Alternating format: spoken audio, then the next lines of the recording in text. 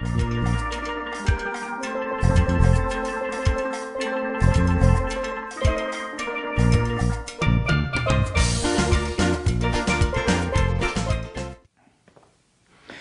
I'm Steve Thompson, president of Emery Thompson Machine. It's Christmas time, and if you're watching this trilogy of flavors, you'll know that I just finished making Fireball whiskey, cinnamon whiskey ice cream. It's going to be a big hit at Christmas, but now we need something for the children and of all ages, and that's going to be sugar cookie ice cream.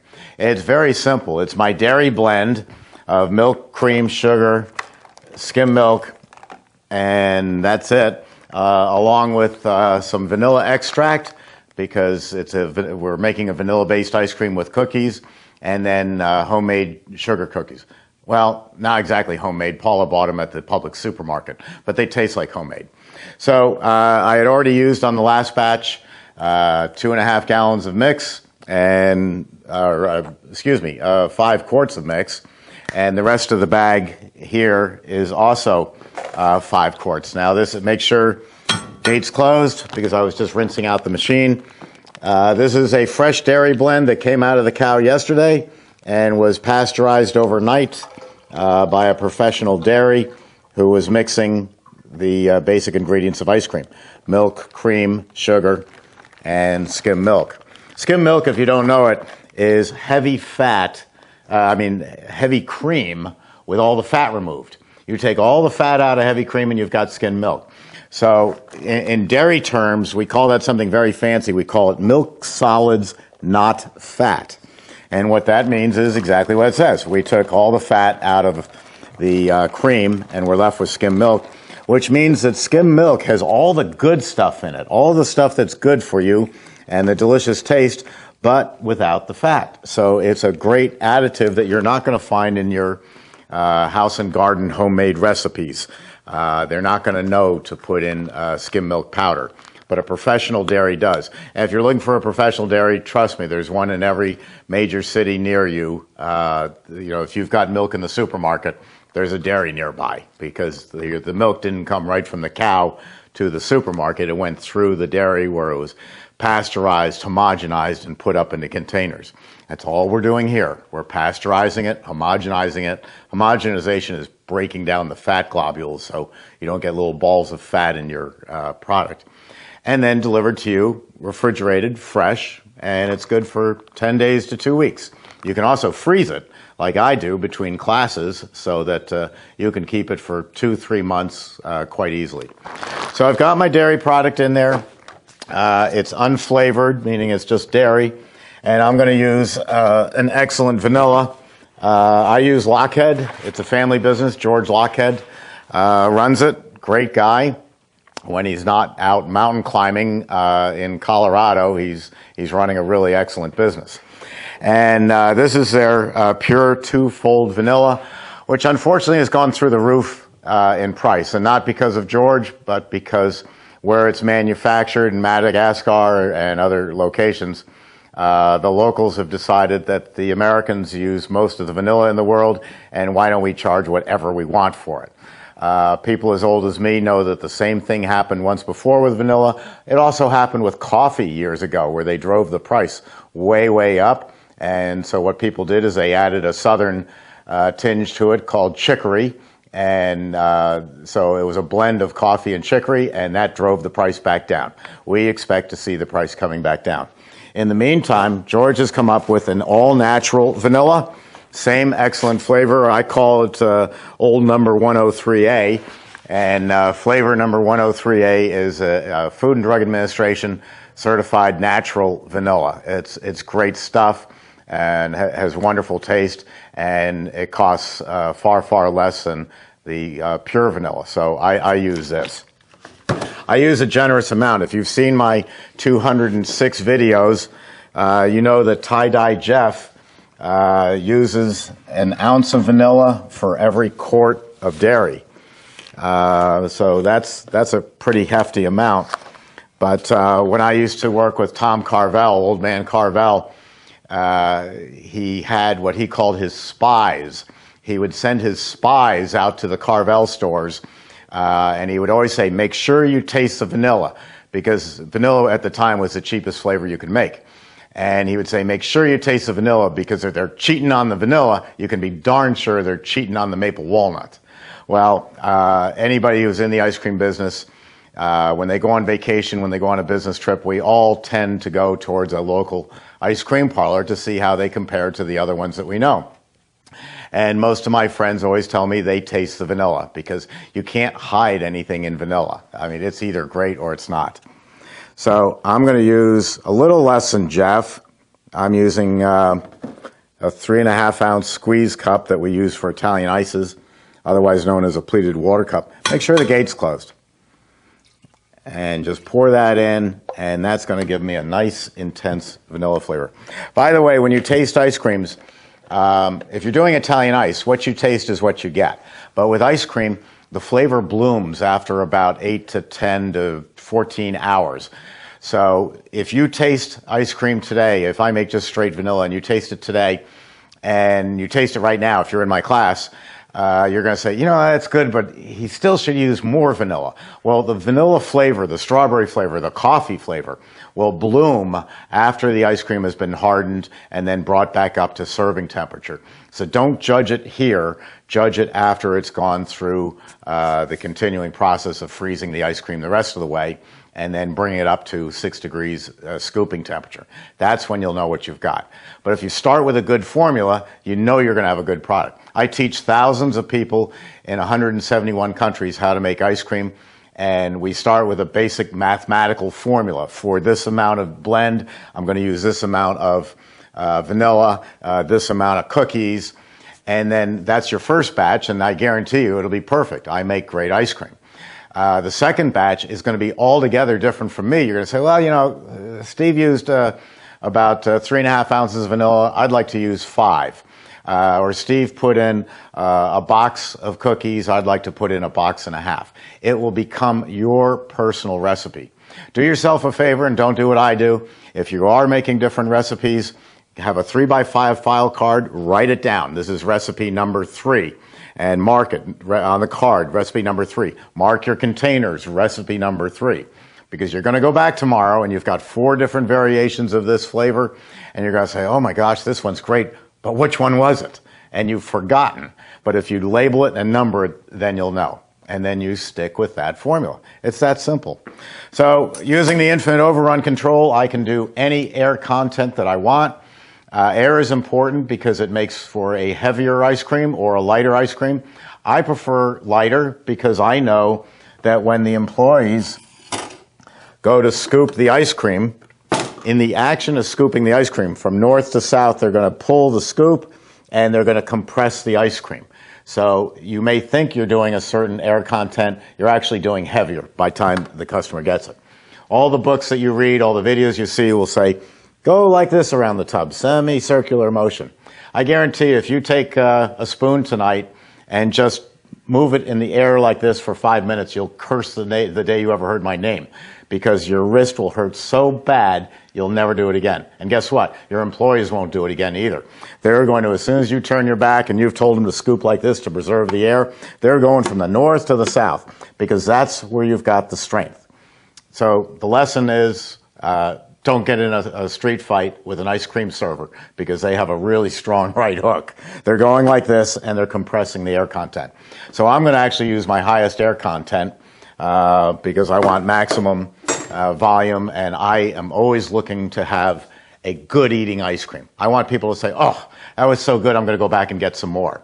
Haagen-Dazs, Ben & Jerry, we put both of them into business. Knew them well. And they make a great ice cream. It's very dense, but you can't eat a lot of it because it is so dense and heavy, and it's going to sit heavy in your stomach. You're probably not going to go back after eating a dish of Haagen-Dazs and have a second one. We want you to come back for more. We want you to say, eating ice cream. One other thing on the subject, nobody ever walked out of an ice cream parlor and said, you know what, I love their mint chip. It's got just the right air content. People don't eat air content. They eat mint flavor. They eat good Ghirardelli chocolate chips. People eat taste. What does it taste like? Is it good? They don't really worry about the air content. They don't worry about the fat content. It's kind of like the judge said, I know good art when I see it. You know, you can't describe what good art is, but you know it when you see it.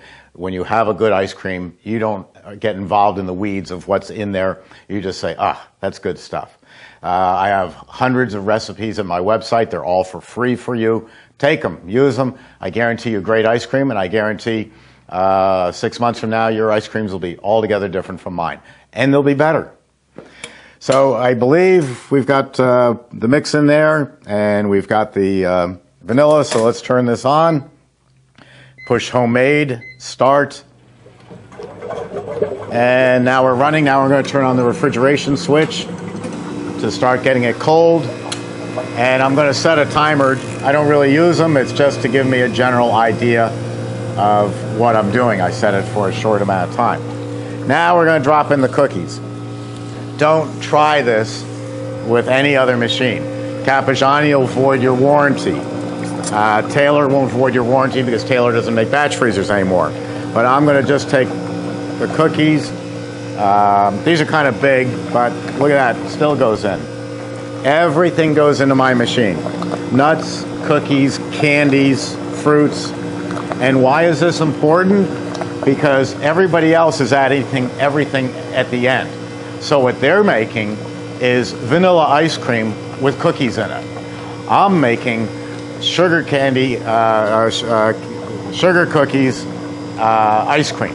For every particle of dairy, there is a particle of sugar cookie next to it. Now the cookies will break up and they'll give it great flavor. If I was using strawberries, they would get ground up like a Cuisinart and spread throughout it. And it would give me a very strong strawberry flavor, what I call fruit identity. If I was blindfolded and tasted it, I was like, yep, that's strawberry ice cream. But we also eat with our eyes. So I also want pieces in there. So I'm going to break each cookie into about 4 pieces, and I'm going to add them as it's coming out. So I have my fruit flavor and my fruit identity. People ask me, what is the secret to making ice cream? And the answer is very simple. It's the flavor. And by that I mean, if I hand you a pale pink ice cream and you say, oh, it's delicious, what is it? If you can't tell that it's red raspberry instead of strawberry, then I've just failed as an ice cream maker because I didn't put enough raspberries in there for you to say, oh man, best raspberry ice cream I've ever had. That's the key to success. It's all about the flavor. I'm going to give you a machine that's going to last on average 4 or 5 decades. That's for you in Robolinda, California, that's 40 to 50 years. And that's a given. These things are tanks. You ask anybody in the industry, we put them in business and we keep them in business. Everybody else's machines last 8 years. You go to eBay, there are no Emery Thompsons for sale. I had a guy call up the other day. He thought he had found one after a year and a half of looking. And my first question was to him, what are you doing looking for a year and a half to save a couple of bucks? You could have made $500,000, $700,000 in 2017 if you'd just gotten into business, instead of looking to save $2,000 on a machine that isn't going to show up. So our machines are extremely sought after. They're extremely well built. And when they hit eBay, believe me, if you see it on eBay, it's already sold. They don't last 2 hours on eBay. And then we get the phone call because just like NYPD might drive Ford cars, a Ford car could last 8 years or better. But in the New York City Police Department or the Tampa Police Department or the Palm Beach Police Department, if they get a year and a half out of a car, they're doing well, because they're driving it to death. They're driving it all day, all night, extreme conditions. Our machines are designed to take that, but I can't tell you by looking at a picture how a machine has been maintained. So we've got everything in the machine. We're going to let that continue to freeze a little bit longer. And I said in the other video about timers, we don't put gadgets on our machines. The Infinite Overrun is not a gadget. That's 13 years in existence, and nobody has yet copied my invention. They just can't figure it out, or they're just too cheap to put something that great onto a machine. This will allow you to make anything that ever comes along. The latest thing to come along, which I think is going to be a very strong trend and not a fad, is dairy-free ice cream. Let me show you. Dairy-free ice cream is it's kind of like an Italian ice, but not really. Italian ice is sugar, water, and flavor. Dairy-free is coconut milk, cream of coconut. If I was doing it from scratch, coconut milk, cream of coconut, flavor, and sugar. Kind of like an Italian ice. But it's a fabulous product. Used to be called vegan, but the millennial age group has changed the name to dairy-free ice cream, which is a great name. But you won't see it on any commercial people like Breyers or Hershey, because it's an illegal term. In order to call something ice cream, it has to have 10% fat. If you're a string of 2 or 3 or 4 stores like Salt and Straw or Amy's or Molly Moon's, the federal government's not going to come banging down your door saying you're using an illegal term. You're not that important to them. You are to us, but not to them. So anyway, this company is pronounced M-A-M-I-S. So it kind of looks like Mamie's, but it's Italian for mother. And it's called Mommy's. And that is a powder that is,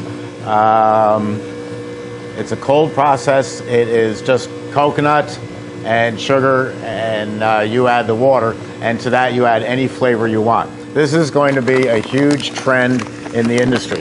You can call me up, and I'll give you the name and address of the company. And Nate O'Donnell, their vice president, who handles sales, and a very knowledgeable person. He'll talk to you. Let me get off camera for a second and get more containers. I'll be right with you in a minute. Now let's just see how this looks. I'm going to open the gate and close it quickly. I want it to cut off like a knife went through it, so it's not quite ready. Another minute or 2. Again, on the timer, if I put it on this machine, instead of being a $6 timer at CVS, this would cost about $240, $232.40, because it would have to meet National Sanitation Foundation and Underwriters Laboratories, the 2 toughest certifications in the world. I believe we're the only company that has it. All the others have gone over to this European, CE, or there's another one, which is basically just a promise by the manufacturer to build a nice machine. Well, that doesn't hold up for me. We want machines built to very rigorous standards that you can trust. And of course, you've known all growing up, you've always known Underwriters Laboratories, UL.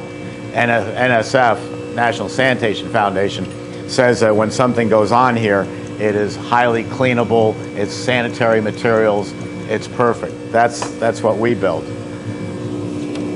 So let's take another look. That's almost getting there, almost. The other reason for no timer is every ice cream is different. The higher the sugar content, the longer the freezing time. The Fireball took longer than this by a minute or 2 because I'm putting alcohol into the ice cream, which never freezes, it stays in suspension.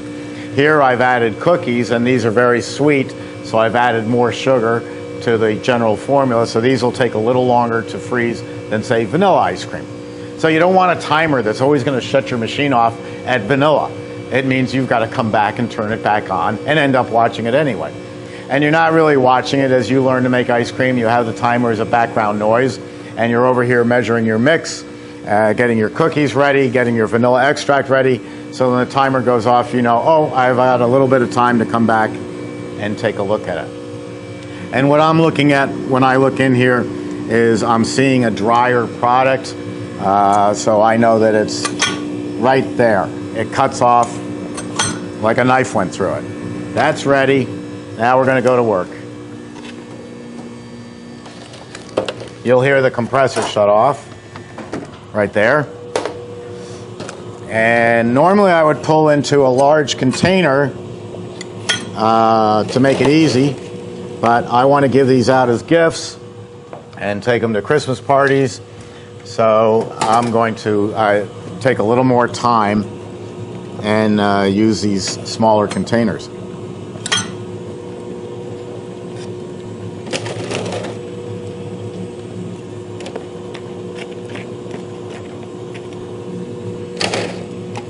That looks good. Isn't that nice? Put a little more on top of that one. Don't want to cheat anybody. I believe that as you get into business, you're going to find that the pint business, selling pint containers, is a tremendous business. And I highly recommend it. If you're good, once you get good at this, you can fill pints right at the machine. But I tend to do them outside the machine to save time. I take it all out into a big tub, and then I put the tub in the freezer and go on continuing to make ice cream. And then an hour or so later, I go back. The ice cream's even thicker.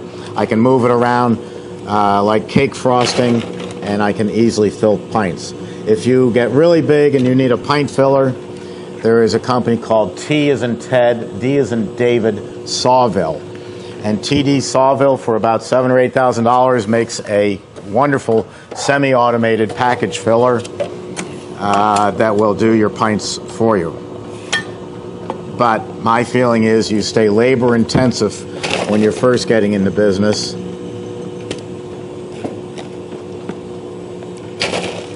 Because it's cheaper that way, and then as business grows, then you can go into things like a pint filler. And if you need any information like this, it's all at my website, emerythompson.com, where you'll find, once we finish today, there'll be 209 how-to videos. That's a lot of videos. They'll teach you how to make all different flavors of ice cream, ices, gelato, fresh fruit sorbets, dairy-free. It's all there. And all my formulas are there, too. So you'll have plenty to look at.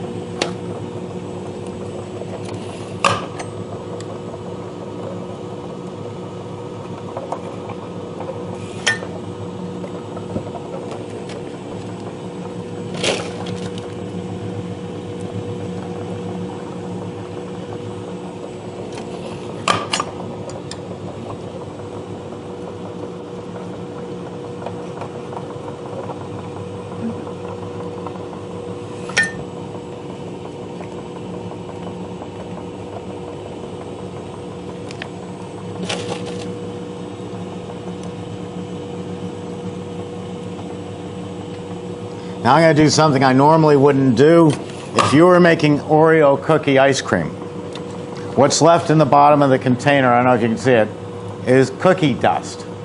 Now, if it's Oreo cookie dust, it's going to be black in color or very dark. And if you're a New Yorker, you're going to say, that's not cookie dust, that's dirt. So the temptation is to take the cookie dust and pour it onto the Oreo cookie ice cream, and now it looks like you got a lot of dirt on top. These are blonde colored, just like Sammy or golden, and so they're not going to look like dirt to anybody. So I am going to sprinkle this on because it's going to have a nice look and it's a good way to use it.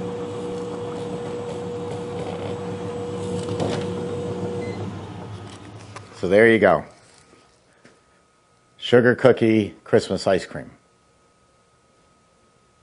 We'll be back in a couple of minutes after I get set up, and we're going to make candy cane ice cream. So see you then.